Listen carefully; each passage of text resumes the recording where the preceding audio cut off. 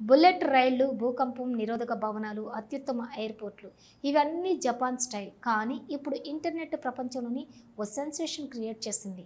సెకనుకు 1.02 పెటాబిట్స్ స్పీడ్ కలిగినటువంటి ఇంటర్నెట్‌ను అభివృద్ధి చేసింది జపాన్. అంటే నెట్‌ఫ్లిక్స్ లైబ్రరీ మొత్తం ఒక్క కళ్ళు మూసి తెరిచేలోపు డౌన్‌లోడ్ అవుతుంది. అమెరికా ఇంటర్నెట్ కన్నా 3.5 మిలియన్ రెట్లు వేగంగా ఉంది.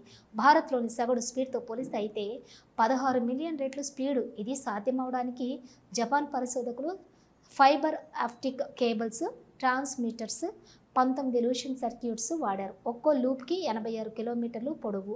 ఇది సెకనుకు 1800 కిలోమీటర్ల దూరానికి డేటాను పంపగలదు. ఇంత స్పీడ్ అంటే ఇంగ్లీష్ వికీపీడియాను ఒక్క సెకన్‌లోని 10,000 సార్లు డౌన్‌లోడ్ చేయగలడం. 8K వీడియోలు కూడా బ్లింక్‌లోనే డౌన్‌లోడ్ అయిపోతాయి. ఇంకా ఇది మన ఇంటికి రావాలంటే టైం పడుతుంది. కానీ 6G నెట్వర్క్, డేటా సెంటర్లు, సముద్ర కేబుల్స్ అన్నీ దీని ఆధారంగా మారనున్నాయి. జపాన్ మళ్ళీ ప్రూవ్ చేసింది టెక్నాలజీ అంటే వాళ్ళకే గొప్పతనం.